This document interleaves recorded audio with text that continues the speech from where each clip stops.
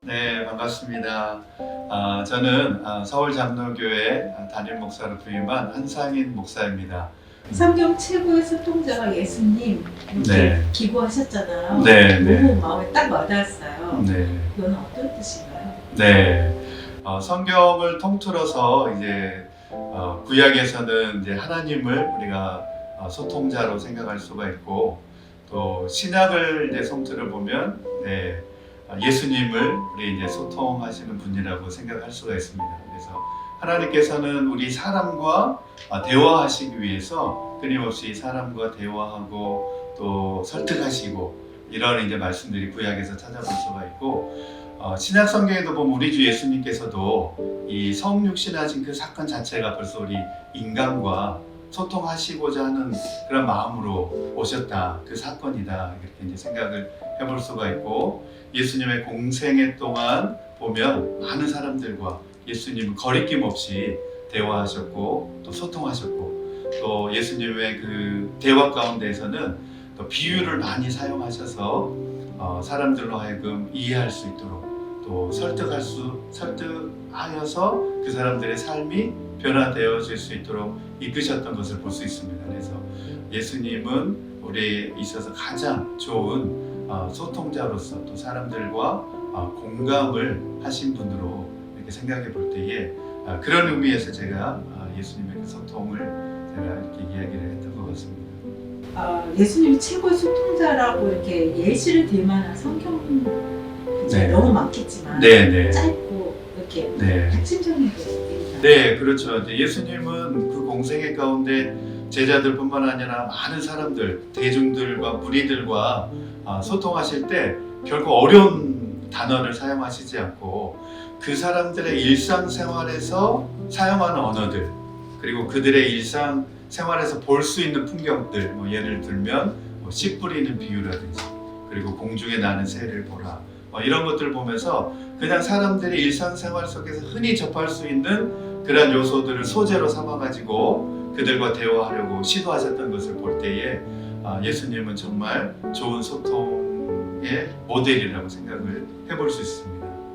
이렇게 목사님이 보실 때 좋은 리더이고 네. 제가 세그로 리더인데 네, 소통을 해야 되는데 그 안에서 불통을 하고 있다라고 느껴질 때 네. 그때는 어떻게 하시나요? 네, 소통이 안 되면 이제 불통이 오고 고통이 따르게 되는 거죠. 이제 불통이 되면 둘 다, 양쪽 다 이제 고통이 오게 되는 건데, 1차적으로는 서로 소통하는 데 있어서 어떤 기다림이 필요한 것 같습니다.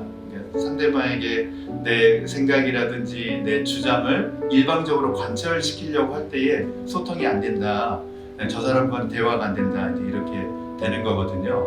하지만 좋은 소통은 인내가 필요한 거고 또 기다려주는 게 필요한 거고, 그리고 역지사지라고 그러죠. 상대방의 입장에서 입장을 한번 바꿔서 생각을 해볼 때에 그 사람을 또 이해할 수가 있게 되는 것이고, 그래서 너무 조급한 마음을 가지고 내 생각과 주장을 그 사람에게 주입시키려고 하는 그런 자세만 피한다고 한다면, 그래서 열린 마음과 또 수용성 있는 그 사람의 이야기를 듣고 수용하려고 하는 그 자세, 그런 어떤 수용성이 있을 때 좋은 소통이 이루어질 수 있다고 생각이 됩니다.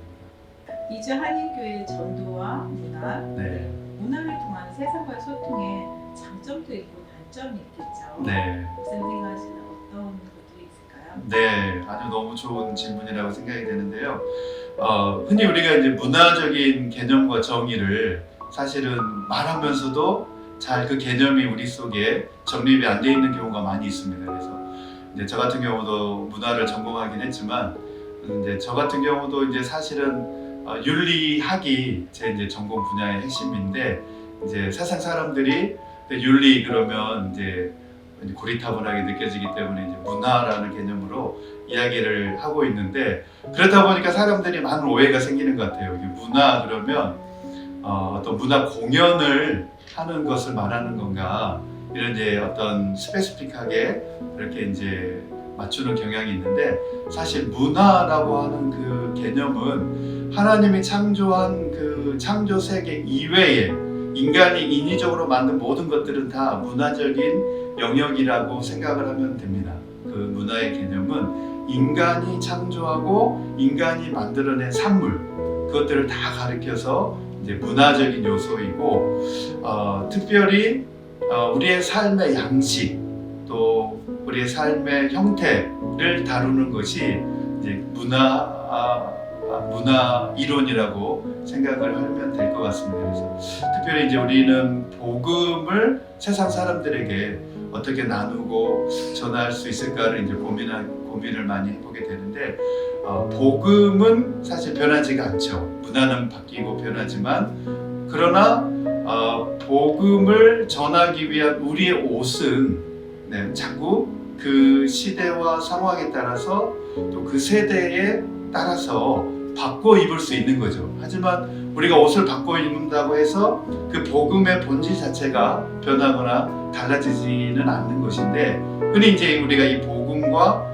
또 그 복음을 전하기 위한 그 옷, 이제 여기에서 그 옷이라고 하는 것을 문화적인 개념으로 설명을 할 수가 있겠습니다. 그래서 문화는 다양하고 문화는 항상 바뀌고 변하는 거기 때문에, 마찬가지로 우리가 복음을 문화의 이런 옷을 입혀가지고 세상 사람들에게 다가갈 필요성은 있다. 그런데 이제 교회 안에서도 문제가 되는 부분은 이 부분이라고 생각이 돼요.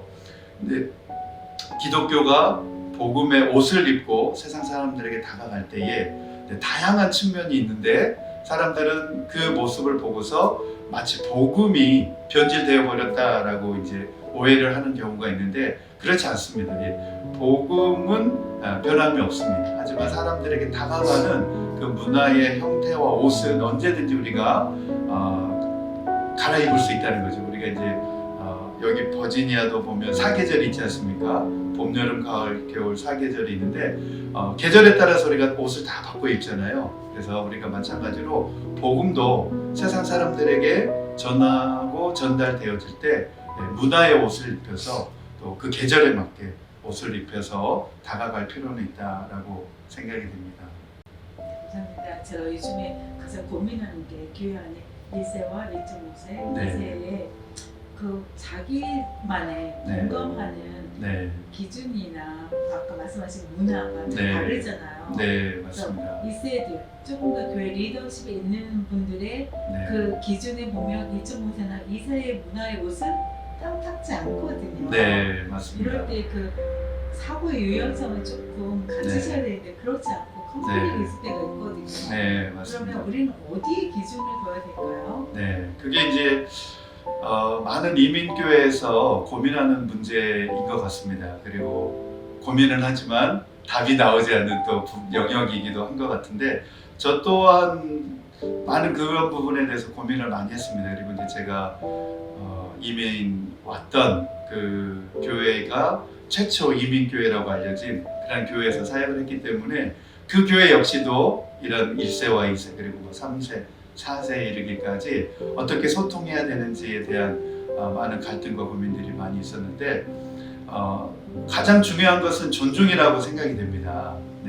1세의 문화를 존중해주고, 이제 그리고 또 2세의 문화, 또 그 다음 세대의 문화를 서로 배려하고 존중하는 필요성이 필요하다고 생각이 되고, 그리고 서로가 존중되어질 때 서로 함께 공유할 수 있는 문화가 공통적으로 교주법적으로 생겨날 수 있다고 생각이 되고, 특별히 이제 한인 교회들은 또 한인 문화라고 하는 독특한 또 고유의 정서가 있기 때문에, 그래서 공유할 수 있는 부분은 서로 공유하고, 또 공유가 안 되는 부분들은 서로 존중을 해주면서 인정해주는 것이 필요하다고 생각이 됩니다. 그래서 그런 이제 서로 각자 1세의 문화와 2세의 문화를 서로 다름을 인정해주면서 또 차이를 인정해줄 때에 서로 같이 함께할 수 있는 그 영역이 열려진다고 생각이 됩니다. 아까 교회 속 문화, 지금 그 연장선생인데요. 교회 속 문화에서 허용된 문화와 허용되지 않는 문화의 그 기준점, 그거는 뭐 세대만이 아니고 복음 안에서 우리가 다뤄야 되겠죠. 또 맞습니다. 어떻게 봐야 될까요? 이제 그 부분에 대해서 잘 정립을 해놓은 문화학자가 있는데, 이제 리차드 리버라고 하는 분은 문화의 양상을 5가지로 이렇게 정리를 해 놓으셨어요. 그래서 이제 그 가운데서 가장 마지막 5번째 이제 종류가 변혁적인 문화관이라고 이제 이야기를 하거든요.